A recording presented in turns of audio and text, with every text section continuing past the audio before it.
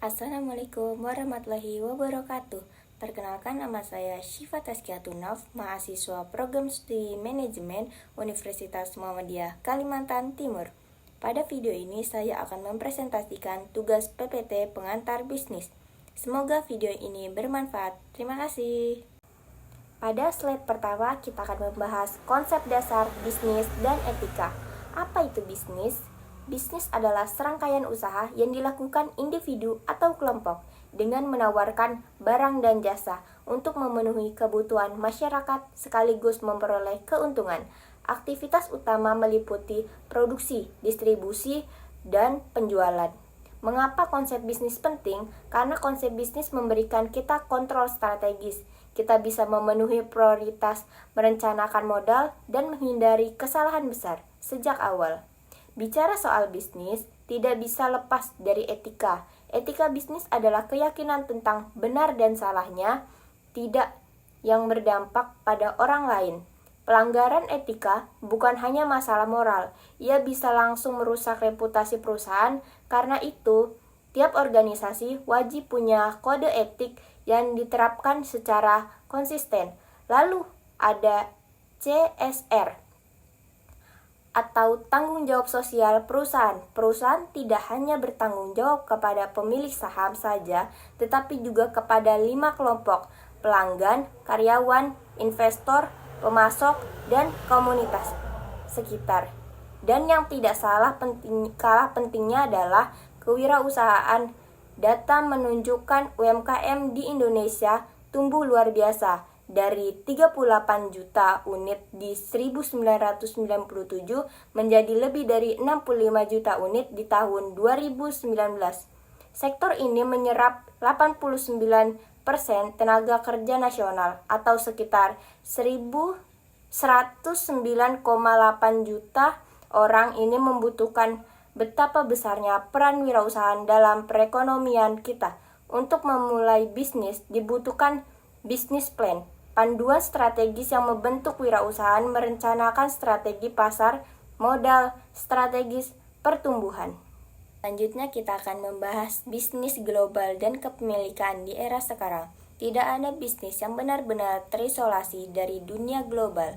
Ada 5 tekanan ekonomi dunia yang perlu kita waspadai di tahun 2025 dan 2026. Perlambatan pertumbuhan global, inflasi, penguatan dolar AS, perpindahan investor ke pasar Amerika, dan kebijakan suku bunga seperti ini. Semua ini berdampak langsung pada ekspor dan impor Indonesia. Ketika sebuah perusahaan ingin masuk ke pasar global, ada beberapa jalur yang bisa dipilih, mulai dari agen independen, instalasi, kantor cabang, aliansi, strategi, hingga investasi asing langsung atau FDI.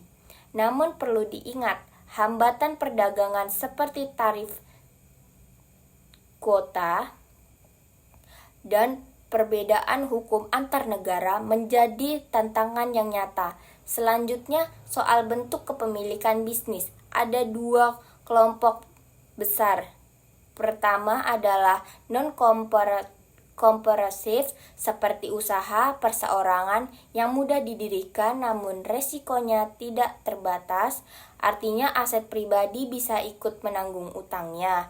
Lalu ada firma dan CV, memungkinkan penghimpunan modal lebih besar. Kedua, korporasi, yaitu perseorangan terbatas atau PT. Keunggulan PT adalah tanggung jawab yang terbatas hanya pada modal yang disetor di Indonesia. Kita mengenal PT tertutup seperti PT Pertamina dan PT terbuka seperti PT Astra Internasional. Selanjutnya kita akan membahas bisnis manajemen dan SDM. Lingkungan bisnis dipengaruhi oleh 6 dimensi: domestik, global, teknologi, hukum politik, sosial budaya, dan ekonomi. Di Indonesia, sistem ekonomi yang kita gunakan adalah sistem campuran, memadukan mekanisme pasar besar dengan peran aktif pemerintah. Agar bisnis berjalan dengan baik, dibutuhkan manajemen yang solid. Ada 4 proses utama manajemen: perencanaan, pengorganisasian, pengarahan, pengendalian. Setiap level manajemen, dari manajemen puncak, menengah, hingga lini pertama, memiliki peran dan keterampilan yang berbeda. Kemudian manajemen SDM ini adalah tulang punggung sebuah organisasi.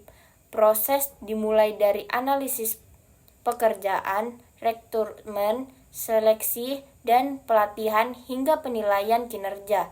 Semua diatur dalam Undang-Undang Nomor 13 Tahun 2003.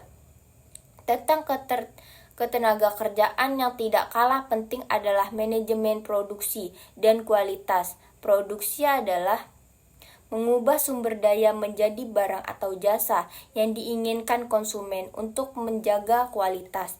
Perusahaan menerapkan TQM, Total Quality Management, yang melibatkan seluruh kegiatan melalui dari aliansi nilai tambah, rekayasa ulang, proses bisnis, hingga sertifikat ISO sebagai pengakuan strategi internasional. Selanjutnya kita akan membahas pemasaran dan modal. Pemasaran bukan sekedar iklan. Pemasaran adalah proses menciptakan komunikasi dan menghantarkan nilai bagi pelanggan. Strategi pemasaran yang baik dimulai dari strategi pasar, membagikan pasar berdasarkan geografis, demografis, psikografis, hingga perilaku konsumen, untuk kemudian menentukan baur pemasaran. 4P, produksi, harga, distribusi, dan promosi. Di era digital, pemasaran juga memanfaatkan media sosial dan viral marketing yang mampu menjangkau jutaan konsumen dengan biaya jauh lebih efisien. Soal model bisnis, ada konsep penting yang harus dipahami, yaitu nilai waktu dan uang. Ada rumus berdasarkan bernama aturan 72 dibagi cukup bagi angka 72 dengan suku bunga yang berlaku. Hasilnya adalah berapa tahun investasi kita akan berlipat ganda. Misalnya suku bunga 8%, maka 72 dibagi 8 sama dengan 9 tahun untuk melipat gandakan modal. Pembiayaan bisnis bisa berasal dari pinjaman berlanjut, modal venture, penerapan obligasi, hingga go public. Selanjutnya kita akan membahas digital dan bisnis Islam. Teknologi informasi telah mengubah wajah bisnis secara fundamental, mulai dari mobile office, kolaborasi global, real time, hingga layanan jarak jauh. Fondasi TL meliputi perangkat keras, perangkat lunak, dan jaringan seperti internet, eksternet, dan wifi.